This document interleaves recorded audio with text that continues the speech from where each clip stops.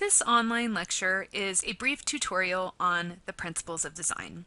And I'm calling this a brief tutorial because there actually are quite a few design principles that artists can use to create a work of art.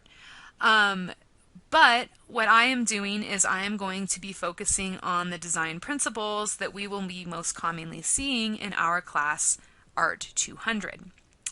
Now, we did talk about in our previous class formal elements. Okay, formal elements and design principles are related, but they definitely are two separate, different, distinct things. Okay, principles of design, the operative word here is design. Now, design, let's think about this word. It's both a verb and a noun. Okay, it's an action. You can design something, but it's also a thing, right? The design is the final product. So what is going on is if you're designing something, you are essentially organizing it. So we learn that formal elements are like the building blocks of art, and they're these distinct elements of the composition that the artist will strategically select to create a composition that meets their desired message. Where principles of design come in is they organize those formal elements. Right? So we know that artists strategically select formal elements, right? Very rarely in art is something a coincidence or an accident, right? They strategically select formal elements that have a desired effect, and that would be a visual effect, but also a psychological effect as well. And then once they select which types of lines or shapes or colors they want to use, the principles of design help to organize them within that compositional space. So basically what's happening then is you're organizing your formal elements. You are selecting the formal elements, putting them together to create a coherent work of art. Now we're going to start with the design principle of emphasis. And this principle is kind of like how the name sounds, to emphasize. And it's this idea that there will be a part of the work of art that will be more emphasized than other areas. Theoretically, you don't really want to emphasize all areas. Now, of course, there's exceptions. We're seeing this more with modern art, which is not something this class addresses. So we'll go ahead and set that aside. And we'll talk about generally the fact that there will be one part of the artwork that will be emphasized.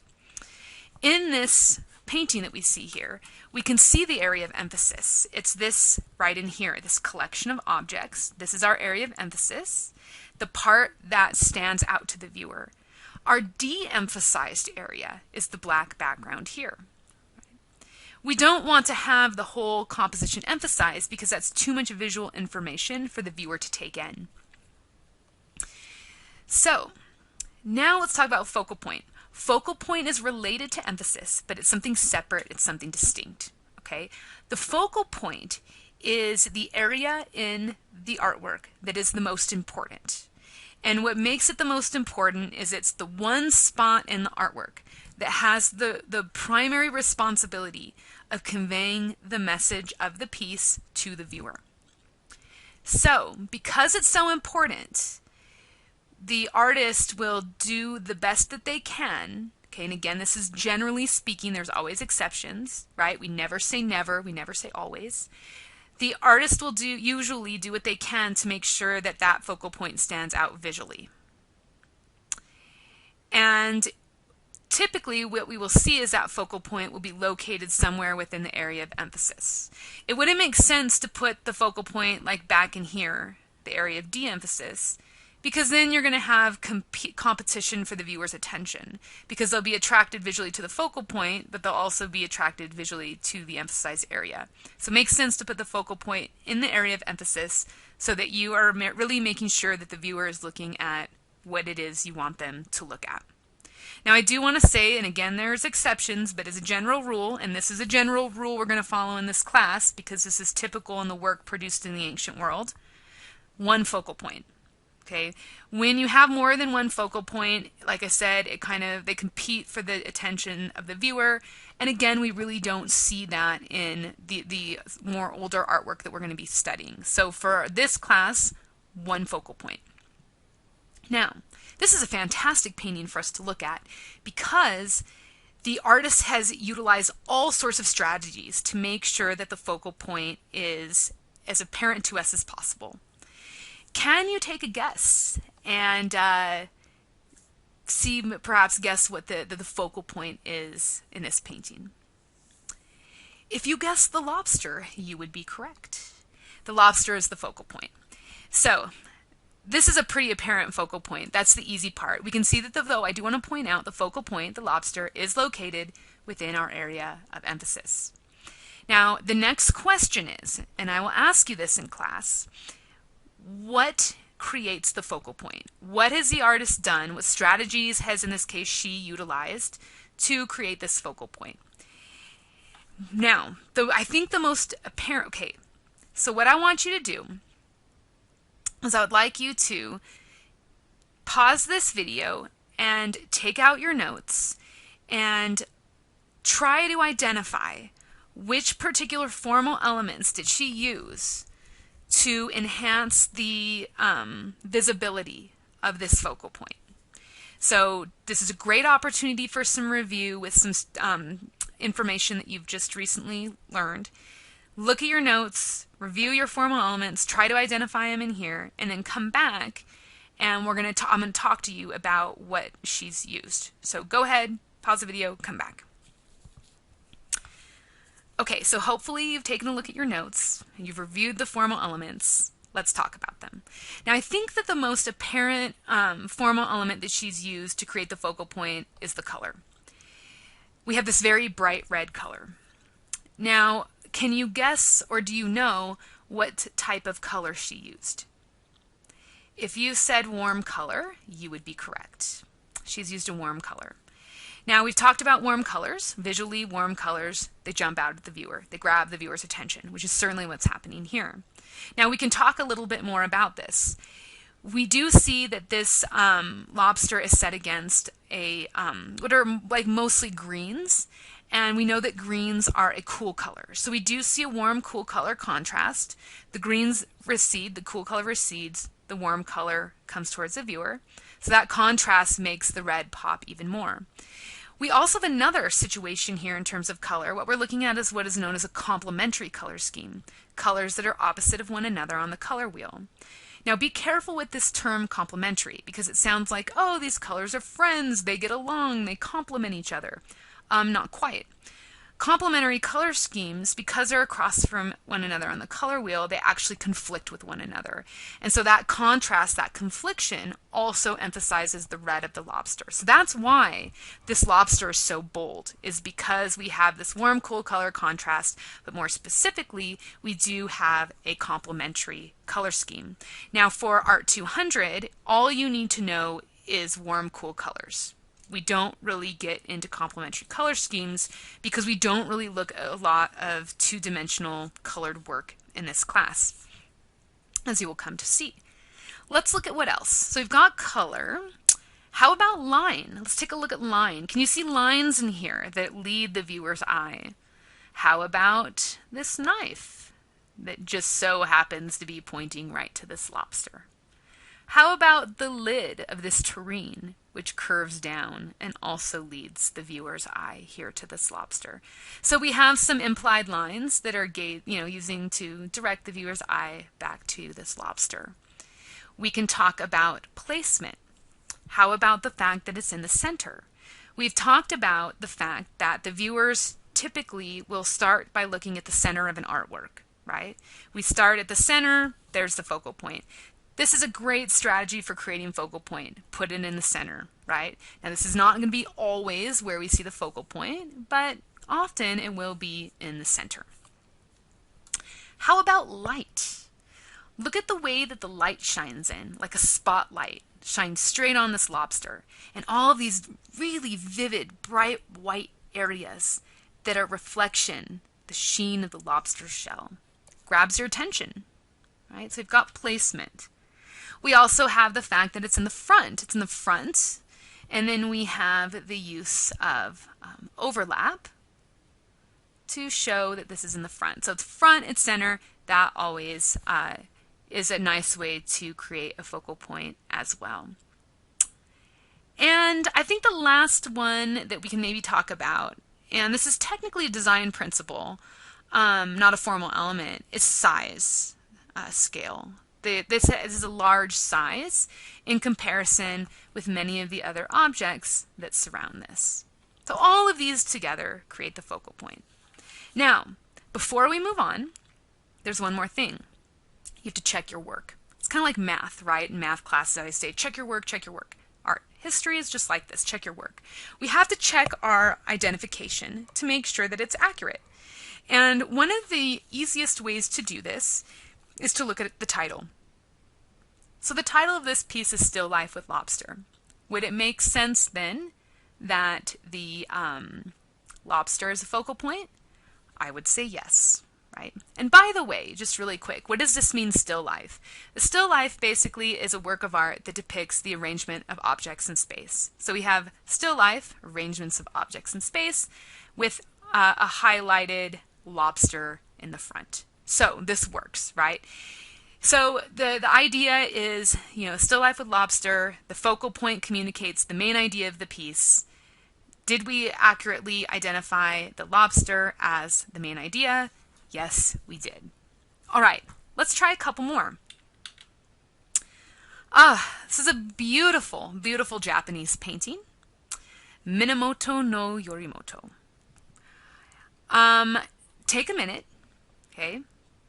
Pause the video and look at what we've got going on here, okay, in terms of formal elements. What did this artist, what did Takonobu do to create the focal point here? So pause the video, try to identify what creates a focal point, more than one thing, and then come back.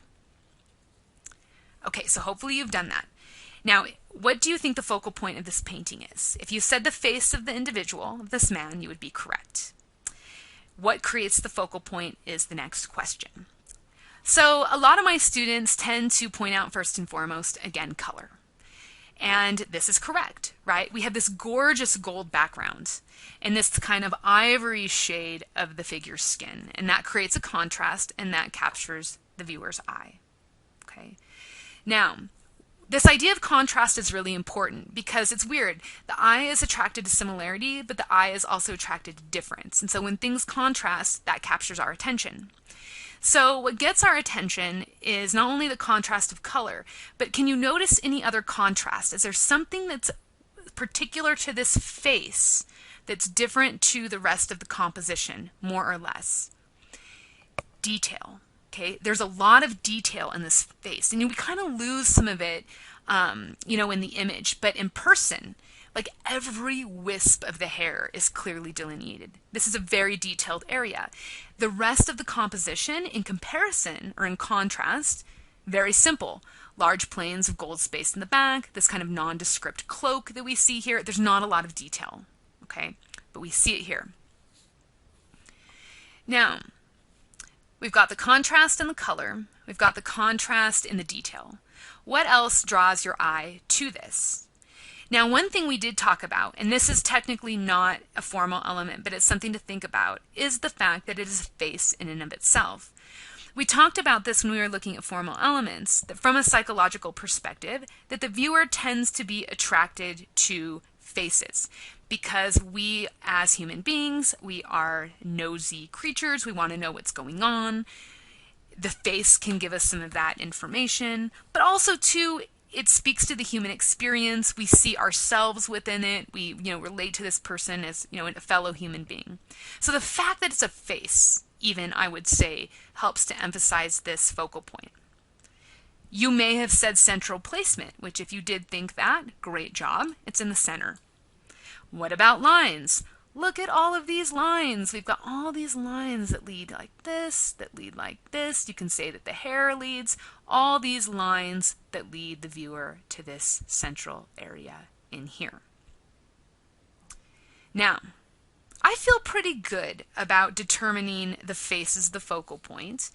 The title for, if you're not really familiar with this work, it might not be lending us a lot of information. Okay, we don't know what this Minamoto no Yorimoto means.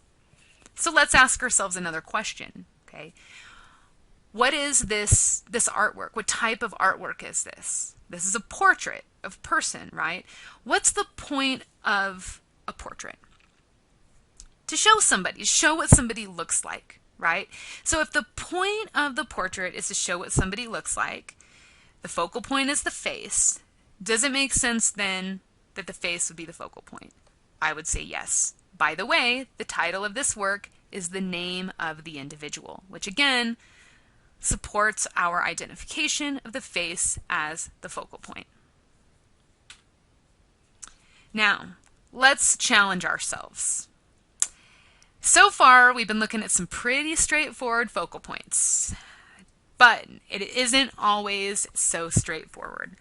There can be, and sometimes there is, a little bit of subjectivity in focal point because people see things in different ways. The eyes are attracted to different things. So the idea really is for you to get into the neighborhood of the focal point. And you can, for this class, as long as you're in the general neighborhood, it's fine. If you want to be an art history superstar, you can seek the more specific focal point. Now, let's try this one more time. Pause the video, take a look, try to be as specific as possible in determining the focal point. So hopefully you've paused the video. Let's take a look, okay?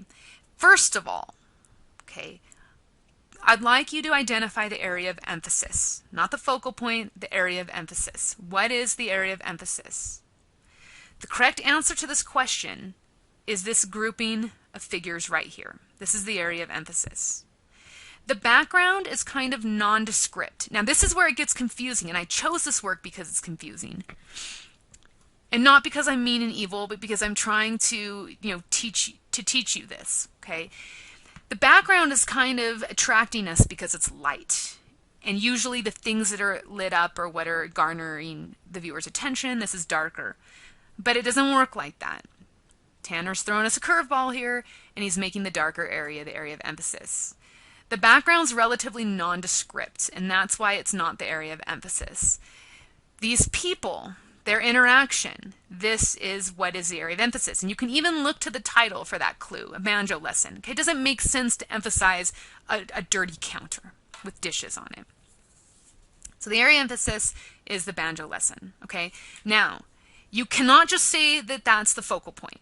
Okay, you need to be a little bit more distinctive than that. Okay, it's problematic to say that the entire area of emphasis is a focal point. That is too general, right? I will not accept that as an answer in this class. You have to be more specific.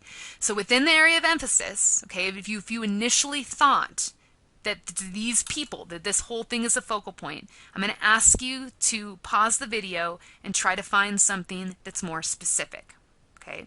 Now, let's talk about this. What's more specific? Or do I need to talk more about what makes this the area of emphasis, right? The idea that there's people, right? The interaction, that's going to attract the viewer's attention, okay? Now, focal point, okay? The idea is this. What within the area of emphasis is encouraging your eye to move, okay? Now, a big one that students are really great at identifying are implied lines. So we have implied lines, right? If you look, you have eyes that lead like this, eyes that lead like this. And what do we call implied lines that are made from the direction of a glance? These would be eye lines, right? Eye lines that lead here, eye lines that lead here. We also have lines from the guitar also that lead here. So then, what can we say is the focal point? Perhaps the banjo itself is the focal point. The title is the banjo lesson. Would that make sense that the banjo is the focal point? I would say yes. Now my question is can you be more specific? Do you notice anything that would attract the eye once the eye settles on the banjo? Oh, hey, here is a contrast of color between the dark of the hand and the light of the banjo. Oh, and look, light shining straight onto the hand. Might the hand be the focal point? Would a hand make sense in a piece called the banjo lesson? What creates the music? Yes, the instrument, but what activates that instrument? The hand. So it makes perfect sense. So if you said the banjo, that is great. And if you said the hand, that is even more great. Now, if this is scaring you because this seems really complicated and hard, don't worry. I wouldn't use something this ambiguous and challenging on an exam.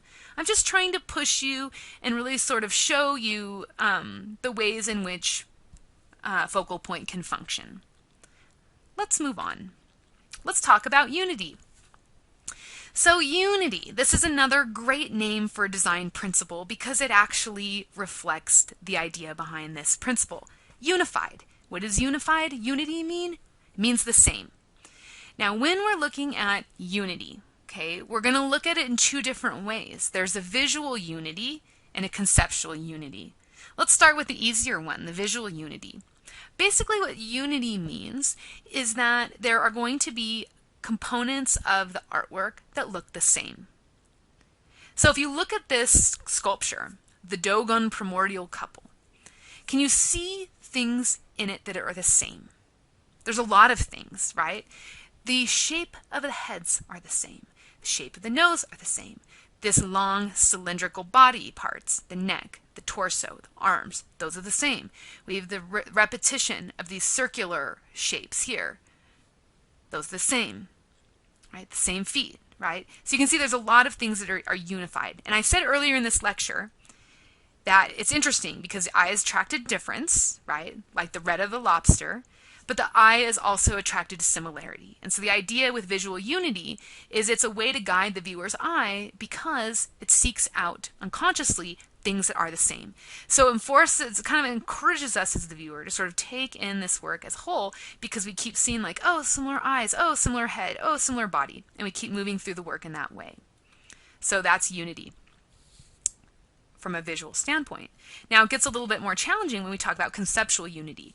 And conceptual unity is super important. Okay, it's not something to be discounted simply because you cannot see it, right? And that's the challenge, right? That with conceptual unity, the idea is concept, an idea. And it's not something you can see, right? So how do we see conceptual unity happening here? And usually there will be a tie between visual and conceptual unity. So this is the Dogon primordial couple, right? What is a primordial couple? A primordial couple is like the first couple ever. And it's from that couple's union that a city or a group of people or a civilization is populated. Can you think of a super famous, super familiar primordial couple that might be more familiar to you? I don't know, maybe Adam and Eve, right? That's a great example of a primordial couple. First couple that, you know, in terms of biblical theology, populates our planet. So these are the people, the first couple of the Dogon people, which is a culture that is in Mali, Africa. Now, can you see anything in this work of art that would convey this sense of unity, right? Now, we're talking about the fact that these people, through their sexual unity, so literally becoming unified, are populating the Mali people, okay? So that's super important, this concept. So what do you see that kind of conveys that conceptual unity visually? Now, we talked about it, right? Something that kind of speaks to the unity of these two people is the fact they look the same, that their bodies are shaped the same, and they have similar appendages and all of the things. But beyond that, what's conveying unity? How about their position, right? We've got a reach around going on here, right? Reaching around, kind of angling towards the breast here. The reach around, this unifies these people as a singular couple. Can you see anything else? This is hard, but I want you to really look, because this is something that a skill we have to develop in art history, is the skill and the patience of really, really looking. What else do you see that unifies them physically? They sit on the same stool. So they look the same. They're unified through the arm, through the stool, to really convey that idea that they are unified. Let's practice, okay? So what I'd like you to do is I would like you to pause the video and I would like you to look at the ways in which this piece is unified. I would like you to try to identify both a visual unity and aspects of this composition that denote conceptual unity. So hopefully you've done that. Let's talk about the visual unity. Let's talk about the easy stuff first, right? What do we see that's similar throughout? We have similar tones of skin, right? We have similar shapes. And what type of shapes are these? These are geometric shapes, which are made up of what type of lines? Analytical lines, right? So we've got these geometric shapes, analytical lines, these triangular shapes that lead us throughout the composition. Let's talk about conceptual unity. How about the fact that all of the people are doing the same thing? That we have people doing hair or receiving a haircut, right? So that's our point of conceptual unity. Now, our final design principle that we're going to talk about is scale. And scale is incredibly important for this class because the majority of artwork that we look at is three-dimensional. We look at a lot of sculpture and we look at a lot of architecture. Scale refers to size. So we're going to talk about size. Size is very, very important, particularly in the ways that it's used to communicate power. And I'll talk more about that in a minute. Now, when we talk about scale, okay, when we're trying to determine size, there are three strategies that we can utilize.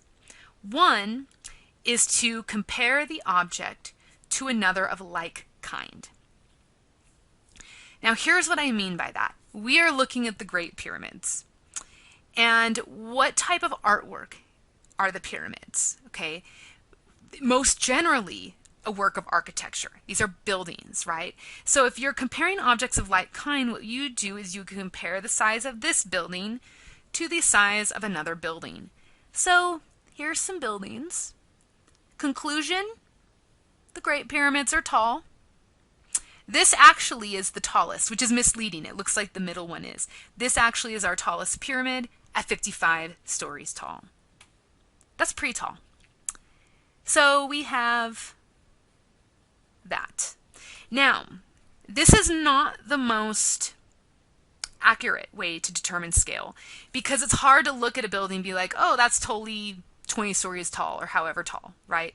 And we also have some distance here, which is also affecting our perceptions of scale. But in a pinch, I suppose it works.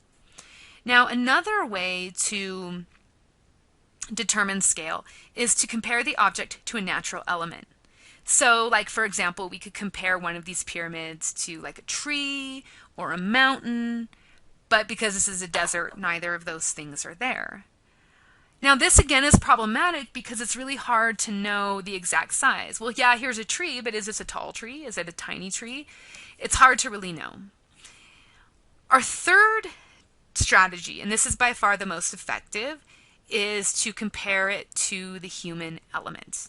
The reason why is because we know more or less the size of a person, right? About 5 feet tall, whatever, 5'5", somewhere within there, right? We know how large a person is. So this is by far most effective. Now again, this is misleading because of distance, right? This person is a lot bigger here than it would be if he was standing like right here at the base of the pyramid. But it's fine. It gives us this idea. Now, this is why in this class, you'll see a lot of images that I include that show people. My own travel photos, or I love to steal tourist photos off the internet because they like to stand near things. So that will give you a sense of scale because, again, it's very important to consider scale in the interpretation of artwork. Now, there's a specific type of scale I want to highlight because this is something we're going to see all the time in this class, and that is hierarchical scale. Hierarchical scale is used to convey power. And the idea is the larger somebody is, the more powerful they are in comparison to other people or objects within the composition. Hierarchy, right? Hierarchical scale. This is a great example, another Egyptian example. Right? This is a block sculpture, okay? A block sculpture of the pharaoh and his wife. Now we can see there's a very clear difference in scale. We are seeing hierarchical scale, where the pharaoh is much larger in size than his wife. So how do we interpret that? Okay, well, we can interpret it in a couple different ways, right? Obviously, it's to indicate he's more powerful. And we can talk about this from a political standpoint, right? Obviously, he's more powerful. He's the pharaoh of all of Egypt, right? So he's going to be more powerful even than the queen, his wife. Now, we can take this from a different approach, a feminist approach. And basically, with feminist approach, it's looking at gender. Okay, so we're looking at how might this size discrepancy convey gender. And what a lot of feminist scholars say is that this hierarchical scale is not only used to show that this man, this pharaoh, is more dominant politically as the pharaoh, but that he's also dominant within the marriage dynamics, and that in this partnership, he is more powerful. So that is how hierarchical scale works. So what we've been looking at in this online lecture, emphasis, unity, and hierarchical scale, these will be the most common design principles that we will encounter in this class.